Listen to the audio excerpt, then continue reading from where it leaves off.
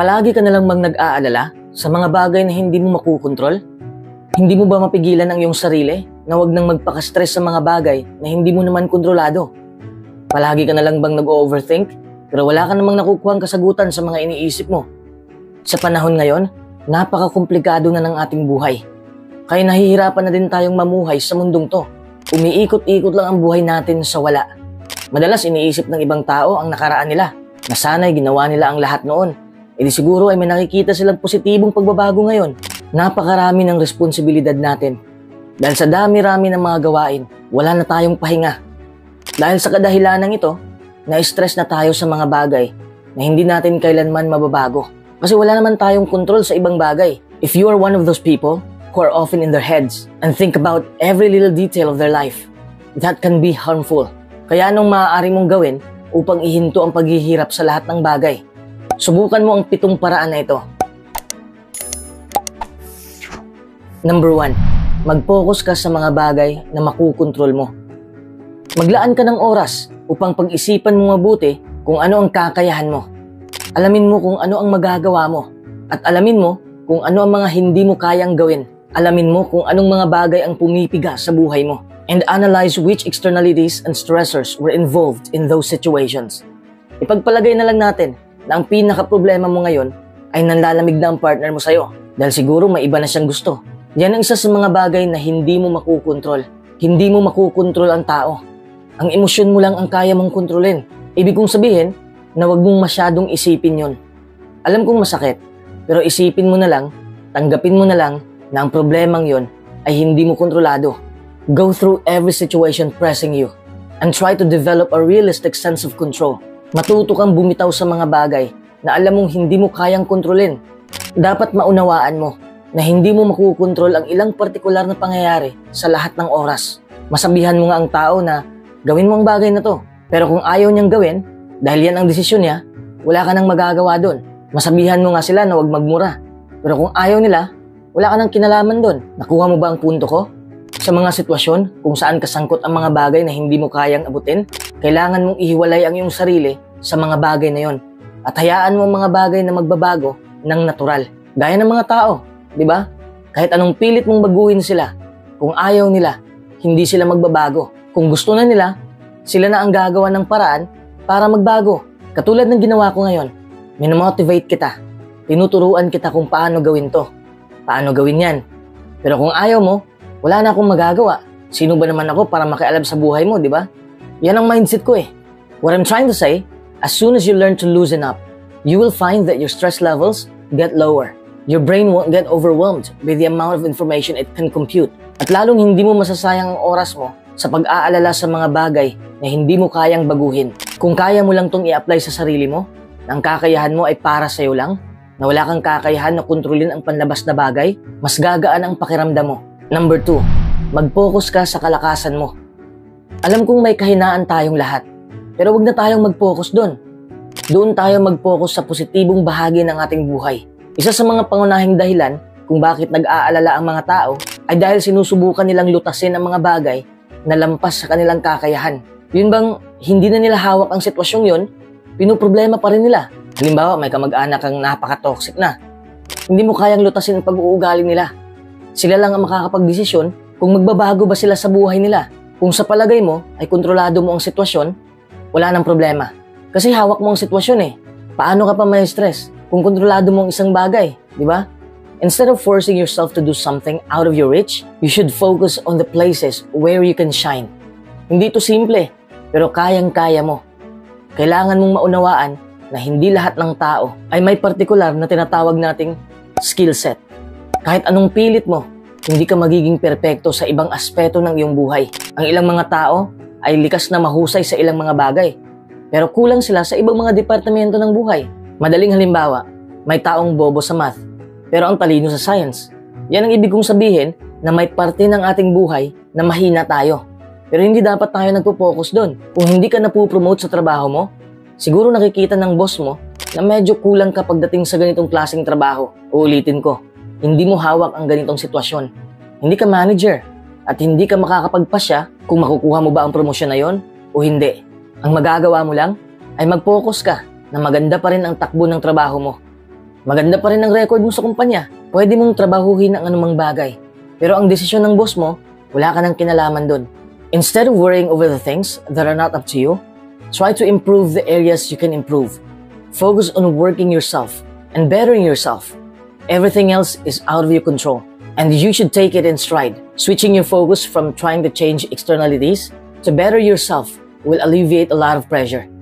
You will feel less stressed, and in the long run, you will be happier. Number 3, kumalma ka lang. Alam kong mahirap, lalo na kung may gusto kang makuha sa lalong madaling panahon. Pero hindi ganyan kadali ang buhay. Hindi ito minamagic lang. Realidad ito. Maganda leche-leche muna ang buhay natin bago natin makuha ang ating mga kagustuhan.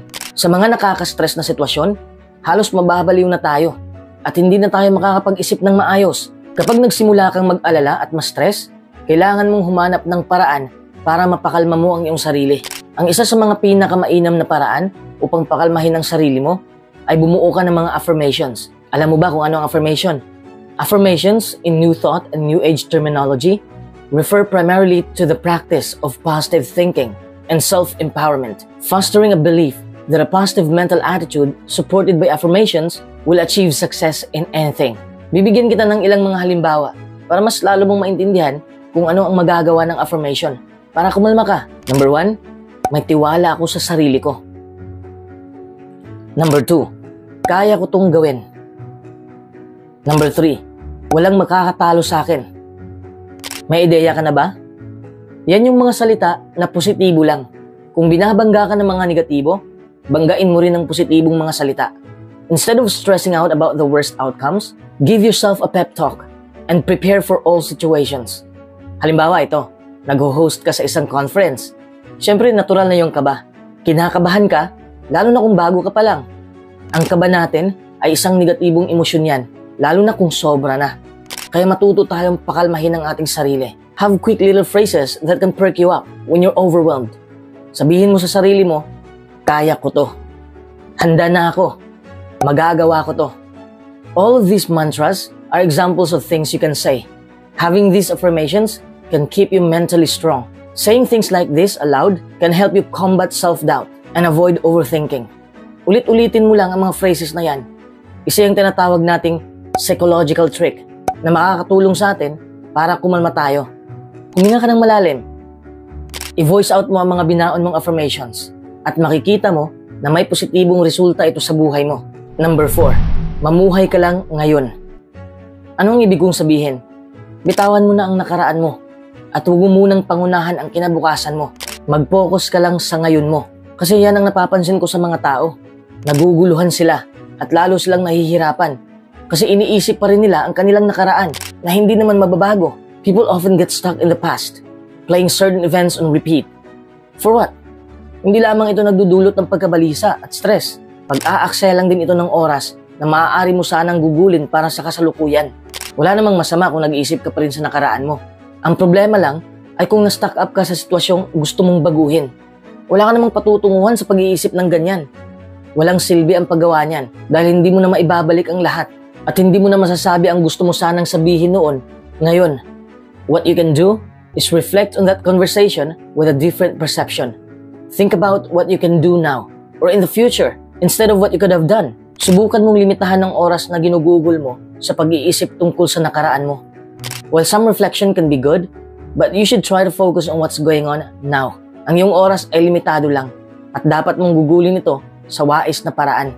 When you take everything in stride to focus on the present, you will be less overwhelmed and less stressed. Number 5, harapin mo ang iyong takot. Oras na para harapin mo ang iyong kinakatakutan. Ang takot kasi natin ang isa sa mga dahilan kung bakit tumataas ang stress levels natin. Ang takot na yan ang pumipigil sa'yo. Takot ang utak mo, kaya takot ka ring umaksyon. The only way to get that control back is to face your fears. Imbis na kaya natin gawin ng isang bagay, hindi natin magagawa kasi nauunahan tayo ng takot. Instead of beating yourself down for having those fears, try to solve the issue from the root. Facing your fears is not an easy task, but it is possible. Facing your fears can make you more anxious in the short term, but in the long term, it will give you the courage to take on everything you want to. Number 6, magtakda ka ng schedule sa pag-aalala. Kasi kung ikaw yung tipo na sobra kung mag-alala, idaan mo na lang sa schedule. para hindi naman buong araw nag-aalala ka. Nakakapagod yon at nakamamatay pa. Hindi ako nagbibiro. Sinasabi ko lang kung anong epekto nito sa ating katawan. Bigyan mo yung sarili kahit kalahating oras lang para mag-alala sa mga bagay-bagay. At pag natapos na ang kalahating oras, tumigil ka na sa pag-aalala. Go back to the present moment and try to stop overthinking. Number 7, magpatulong ka na. Kung umabot na sa punto na nahihirapan ka na, oras na para sumigaw ka ng tulong. Hindi masama yon, hindi nakakahiya yon. Huwag mong lunurin ang sarili mo sa kakaisip ng kung ano-ano. Sa dami ng pinagdadaanan mo, alam kong marami ka nang nagawa o natapos na ikaw lang mag-isa. Pero may mga bagay kasi na sobrang bigat na sa atin. Taking on all this pressure alone can be very harmful. When it comes to something that you cannot change, it's good to have a support system that can comfort you when you need it. Kung na-stress ka na sa sitwasyon mo, pwede mong lapitan ang iyong pamilya at mga kaibigan mo. Kaya ka nilang pakalmahin, kaya ka nilang pasayahin, kaya nilang pagaanin ang mood mo. They can give you a second opinion, different perspective on what happened, and can put your mind at ease. Kung wala kang tiwala sa mga kaibigan mo o sa pamilya mo, oras na para kumonsulta ka sa isang professional, gaya ng psychologist. The simple act of talking to someone about what you've been through can significantly lower your stress levels. Likas na katangian na natin tong mga tao na mag-alala sa sitwasyon natin. Ngunit kung sumobra naman ang pag-aalala, ay maaaring maging sanhi ng pagkawala ng kontrol sa ating buhay. Mawawala tayo sa tamang landas. Uulitin ko, kailangan mong maunawaan na may ilang bagay na hindi mo mababago at hindi mo kailangang kontrolin. Focus on what you can change. Focus on what you can control. And focus on harnessing your abilities.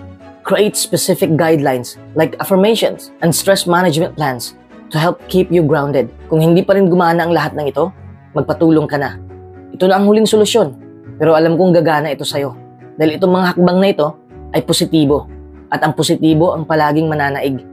And also, your stress levels will be significantly lower, and you will be happier overall.